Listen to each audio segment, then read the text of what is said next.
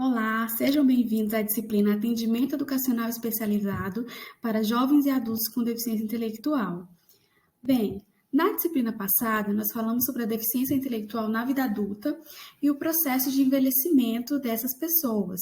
Quais são suas possibilidades, quais são seus desafios, qual o perfil desses jovens e adultos com deficiência intelectual, quais são os desafios, onde eles estão, né? E nessa disciplina em específico, nós vamos falar sobre o processo de inclusão escolar desses jovens e adultos com deficiência intelectual. E quando nós vamos pensar nesse processo de inclusão escolar, nós nos perguntamos: onde estão esses jovens e adultos nessa trajetória, nesse sistema de ensino que nós temos no nosso país? Muitas vezes eles estão nos anos finais do ensino médio, nos anos finais do ensino fundamental, no ensino médio, em grande parte na educação de jovens e adultos, né? E aí vale destacar o elevado crescimento, né, de matrículas de estudantes com deficiência intelectual na EJA. E há diversos fatores que explicam esse acentuado crescimento. E um dos fatores se dá ao acesso desses indivíduos à educação básica. Eles começaram a entrar, a ter acesso ao ensino, né, ao ensino público, ao ensino regular, e por conta disso eles foram caminhando dentro do sistema educacional e devido às inúmeras reprovações e fracassos escolares, porque nossa escola ainda não está preparada, né? Nós ainda não, infelizmente, ainda não fazemos inclusão, e aí acontecem as sucessivas reprovações, né? E acontece a defasagem em idade série. E por conta disso, esses estudantes acabam sendo encaminhados para a EJA.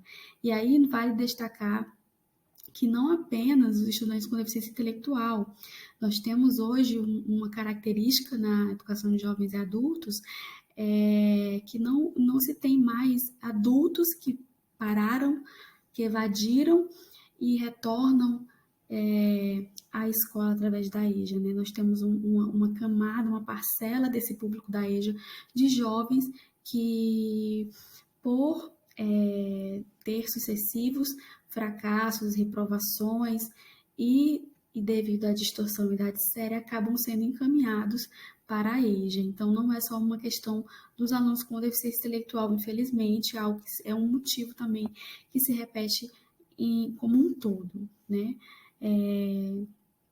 E aí, o que acontece? A EJA acaba sendo o único lugar onde essas pessoas têm a possibilidade de continuar os seus estudos. E é importante a gente salientar essa dificuldade que esses indivíduos eles encontram durante toda essa trajetória escolar. Então, quando eles chegam na EJA, eles chegam com esse histórico de fracassos escolares, de inconstância nas suas vivências escolares, né? Em períodos em período letivo em que eles passam 3, 4 meses sem frequentar e depois começam a frequentar de novo. Então, a gente vê uma trajetória cheia de obstáculos. Então, eles chegam na EJA com esse histórico. Então, isso é importante considerar. E para romper esse ciclo de adversidade, a EJA, né, a modalidade da EJA, ela precisa estar preparada para receber essa demanda, com planejamentos articulados, de acordo com a vivência dos alunos. Mas, infelizmente, não é ainda o que nós vemos.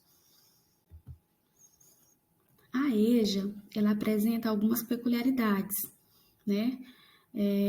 Como o ritmo de escolarização e o período letivo, que é diferente do regular. O período letivo da EJA, ela é menor, né? Ou seja, é possível cursar 2 séries em um ano, por exemplo. E isso, para a pessoa com deficiência intelectual, pode ser um dificultador. Por quê? Porque as pessoas com deficiência intelectual, elas necessitam, em sua maioria, de um tempo maior para a construção do conhecimento. Então, se eles são inseridos numa modalidade em que o ritmo é acelerado, isso constitui-se um dificultador, uma dificuldade, um obstáculo. Então, isso também precisa ser repensado, esse currículo, o ritmo, né, os tempos na modalidade da EJA, para que a gente possa fazer uma articulação entre a EJA e a educação especial, para que na EJA esses estudantes também sejam acolhidos. Tendo em vista que, como eu falei anteriormente, é um dos últimos lugares em que eles vão conseguir dar continuidade aos seus estudos ou que vão poder vão ter possibilidades de desenvolvimento para uma vida independente. Então, outro aspecto que vale destacar é que geralmente a EJA é oferecida no turno da noite. Então, dessa forma, seja por medo ou cuidado, alguns pais não permitem a matrícula dos seus filhos nessa modalidade de ensino. Muitas vezes, esses sujeitos também são tidos como incapazes pela sociedade e eles são desencorajados a progredir, tanto na vida pessoal como em alguma atividade profissional. Então, a EJA, com o suporte do AEE, ele tem um papel fundamental na vida desses estudantes, colaborando com o seu desenvolvimento. Então, pensando nesse contexto, o atendimento educacional especializado, dentro do contexto da EJA, é de suma importância, pois ele vai oferecer suporte, ele vai suplementar, complementar, ele vai acompanhar o processo de ensino-aprendizagem na sala comum desses estudantes. Então, para se ter uma educação inclusiva, na EJA, o AEE, ele é um suporte fundamental. Por quê? Porque ele tem o objetivo de apoiar o desenvolvimento desses alunos. E ele perpassa todas as modalidades de ensino.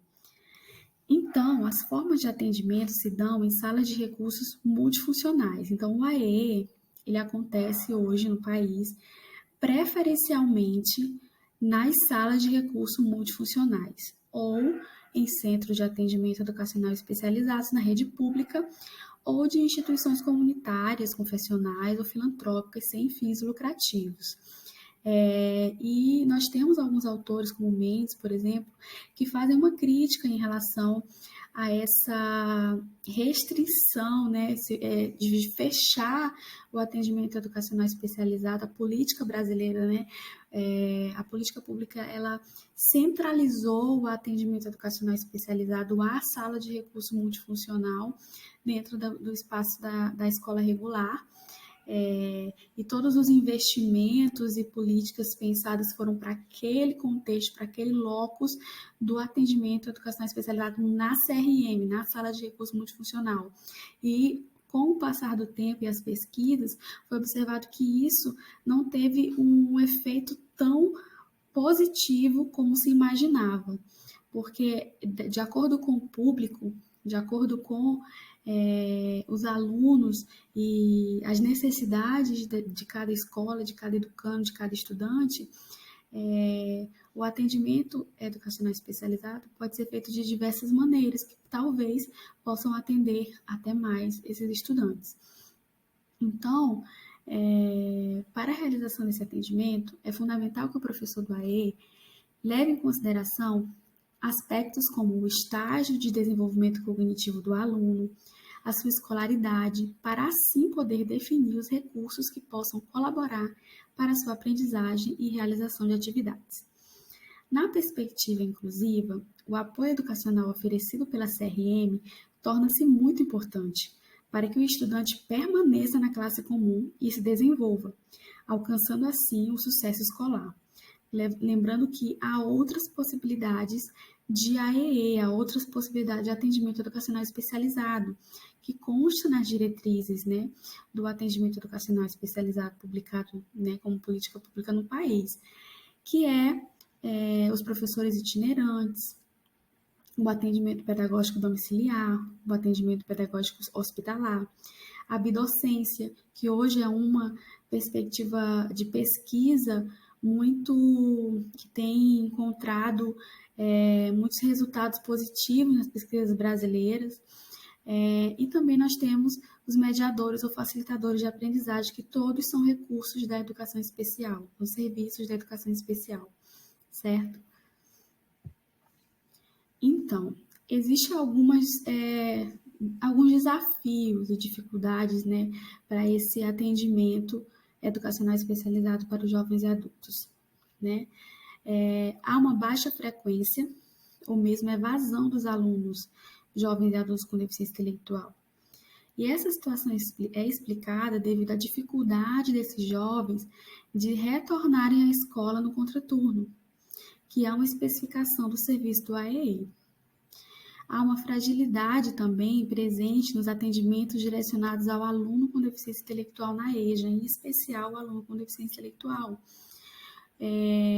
E essa fragilidade gira em torno da formação dos professores também, né? E é necessária uma mudança de paradigma quanto às concepções dos professores no tocante aos discentes com deficiência intelectual.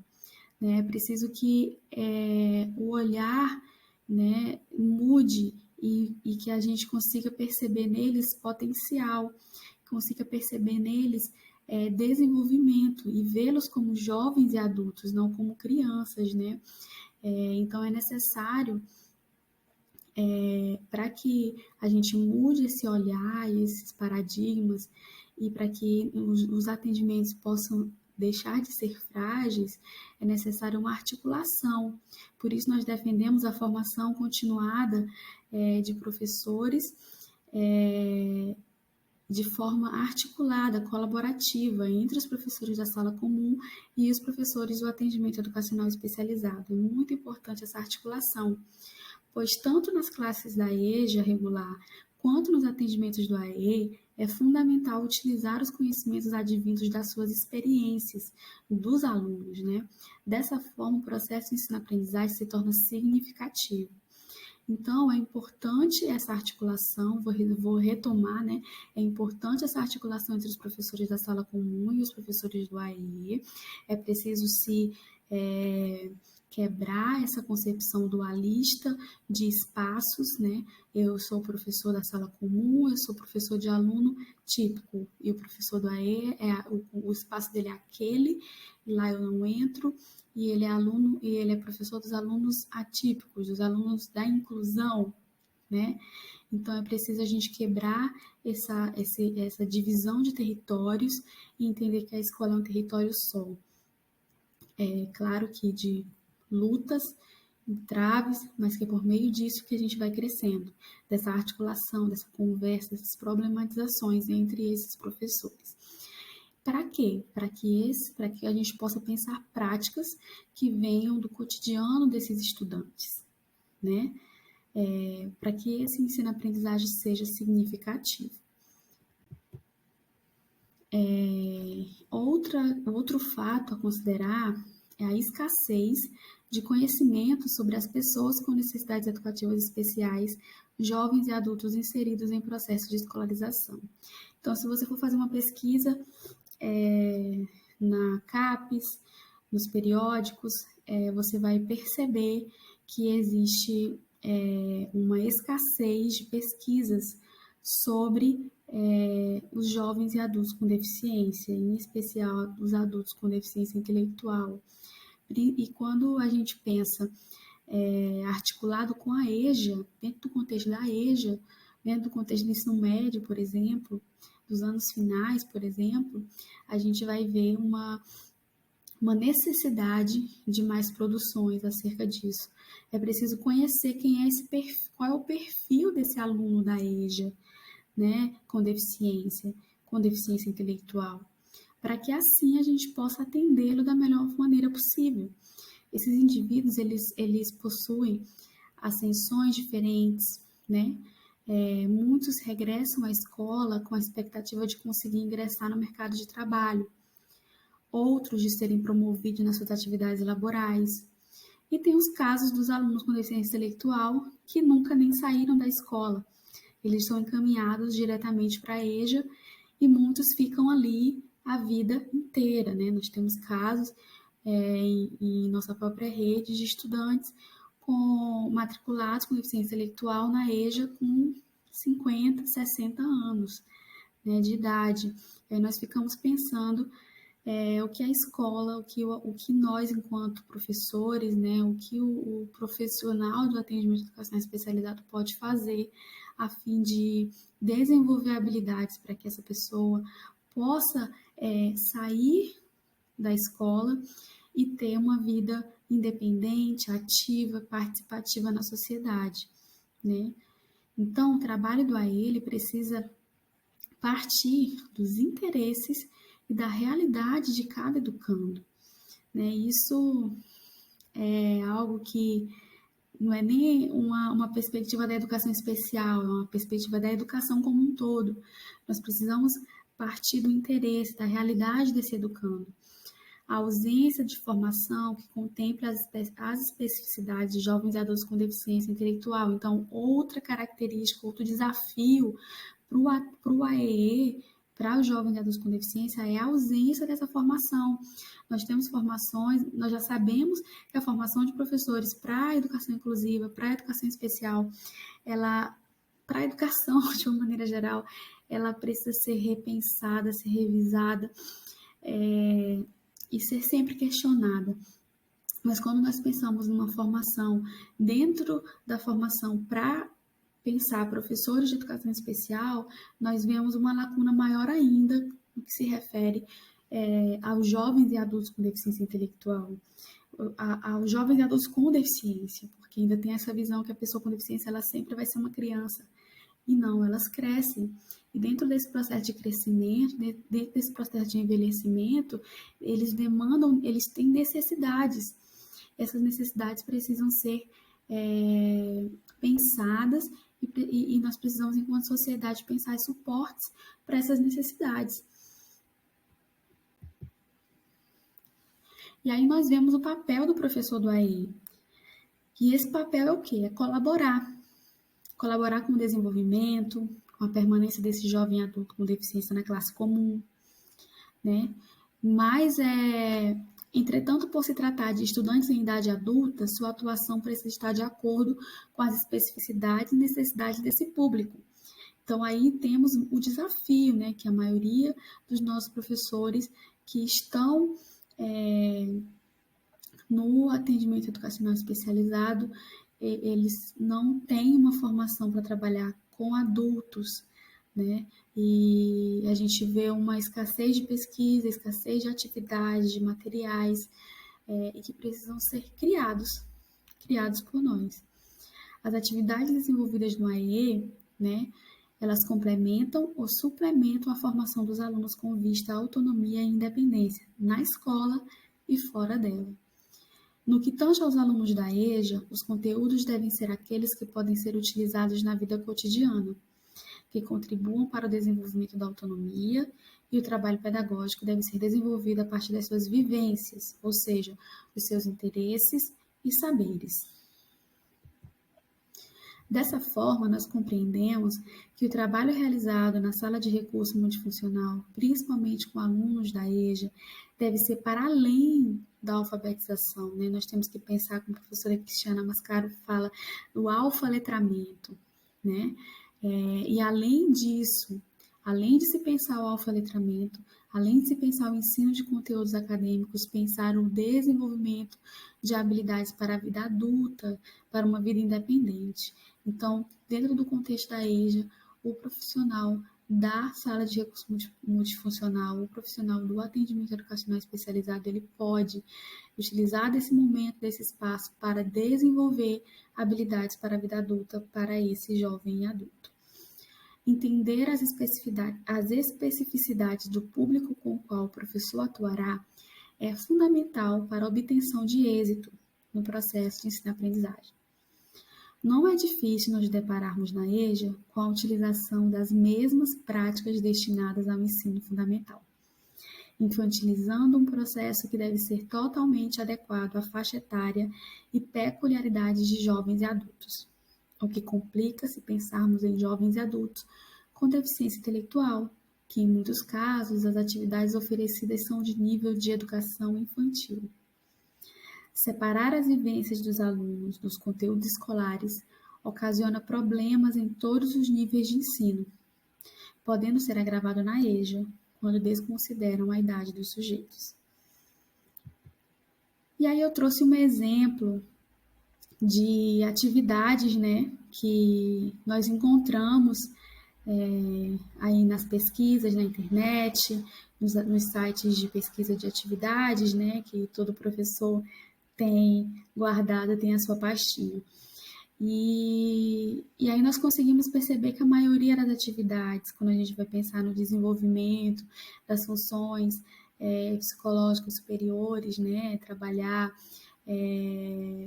o que é pedido, né, dentro do AEE para a pessoa com deficiência intelectual, né, seja da atividade de vida diária, como saber vestir-se, né, isso tudo a gente encontra muita atividade e essas atividades são muitas vezes descontextualizadas dos interesses desses alunos e infantilizadas. Então, quando, ao invés de usar, né, troque isto por isso.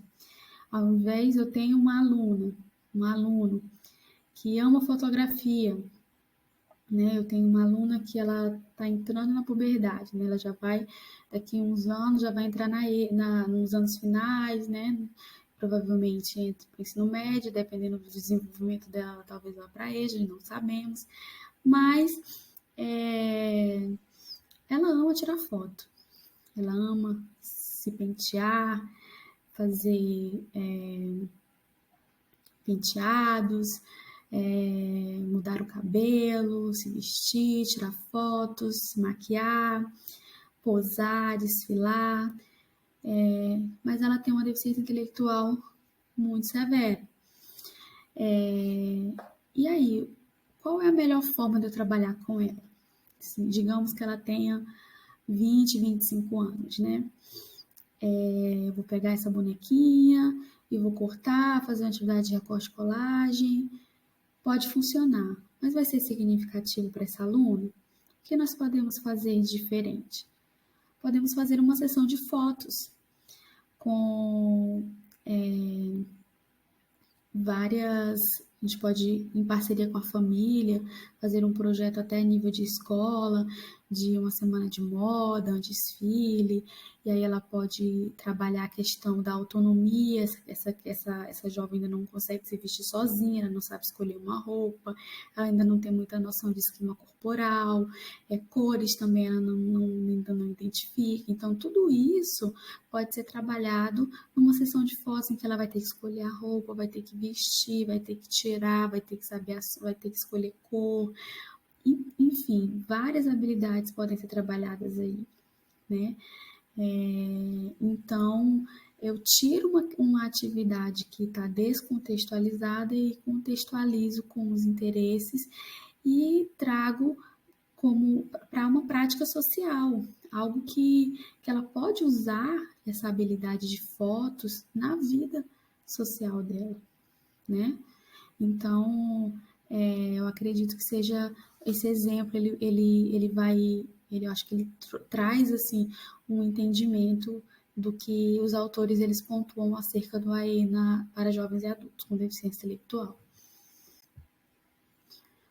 E aí, levando em consideração esses relatos e o trabalho específico que o público da EJA requer, nós percebemos que os docentes da classe comum, as pesquisas, né, apontam que os docentes da classe comum, eles vêm buscando, sim, apoio e suporte do AEE, mesmo que de forma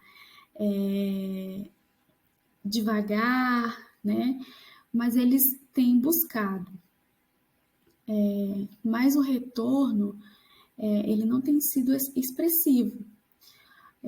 Não que esse retorno não exista, o suporte do AE para esses profissionais existe, mas ele está aquém das necessidades dos alunos, porque a maioria dos professores de AE, a formação é uma formação muito voltada para o atendimento, para a clínica, um atendimento psicopedagógico dentro da sala de recurso. E não é uma formação que pensa os processos e as relações de ensino na sala de aula e como a gente pode pensar esses processos e relações de ensino de forma mais inclusiva. Então, existe essa dificuldade na formação dos professores da educação especial quando a gente pensa numa perspectiva inclusiva. Então, quando a gente chega à conclusão, né, que esse suporte ele existe, mas é aquém, né? Então, é necessário essa formação dos nossos professores, porque é importante essa contribuição do AE para a escolarização desses alunos. É necessária essa articulação, como eu coloquei anteriormente. Então, ele precisa ser profissional de uma formação específica que ajude-o a compreender as demandas da vida adulta que esses sujeitos requerem no seu período de escolarização. Então, além de entender as relações de ensino num contexto de sala comum, os tipos de metodologias que podem ser usadas, né, mais inclusivas, é preciso também entender as demandas da vida adulta que esses sujeitos requerem no seu período de escolarização, né? Esse adulto sabe ir no supermercado, esse adulto sabe fazer uma lista de compra, esse adulto sabe mexer no celular, escrever um bilhete, esse adulto sabe andar sozinho, usar o transporte, esse adulto sabe reconhecer os perigos de uma casa, se ele estiver sozinho, ele sabe que tem que fechar o gás, que tem que trancar a porta, que não pode abrir para qualquer pessoa. São questões da vida adulta, demandas da vida adulta, que muitas vezes podem ser trabalhadas no período de escolarização, no AE, em concordância com o que está trabalhando na sala comum, né? Então, esses alunos, e isso corrobora e nos faz enfatizar que esses alunos, eles estão na escola não apenas para socializar, que é esse estigma antigo que a pessoa com deficiência carrega. Mas essa pessoa, ela está para desenvolver suas capacidades e habilidades, que nem sempre vão ser só os conteúdos acadêmicos. Podemos usar esse espaço para aprendizagens sociais também, né, de desenvolvimento de uma vida independente. Então, a formação do docente do AEE, que atuará junto à modalidade da EJA, necessita focar os aspectos que envolvem a transição desse sujeito da escola para uma vida independente. Esse profissional precisa estar ciente que seu trabalho deve estar voltado para a aquisição dos conteúdos acadêmicos e principalmente para atividades que contemplam a inserção social e profissional desses educandos. E aí, tudo que a gente conversou aqui está na tese da professora Vanessa Lima Nascimento, orientando da professora Anne Redig, e o tema é formação docente, pensando no momento pós-escola de estudantes com deficiência intelectual na EJA. Foi publicado em 2020 essa dissertação.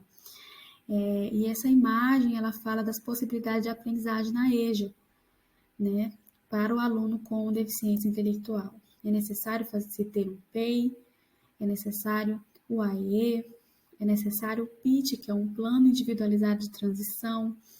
Então, essas possibilidades de transição, esse plano, ele pode ser feito por um profissional específico para trabalhar a transição para a vida adulta. Caso não tenha, pode ser feito pelo profissional do AEE. E é preciso uma flexibilização curricular e é preciso uma escolarização significativa e um programa de transição. Então, essas são as possibilidades de aprendizagem na EJA, de acordo com o estudo da Vanessa, e que nós corroboramos.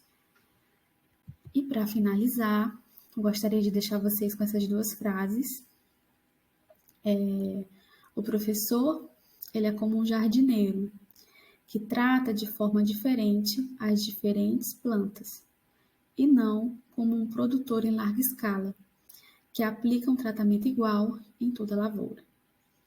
O que mata o jardim não é o abandono, o que mata o jardim é o olhar indiferente de quem passa por ele.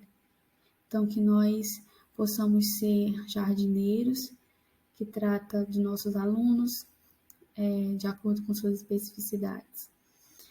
E que a gente não tenha um olhar indiferente às necessidades dos nossos alunos, para que a gente tenha um jardim sempre florido. Muito obrigada. Vou deixar vocês com alguns textos para que vocês possam ler e realizar a atividade avaliativa dessa disciplina. Um abraço e até a próxima.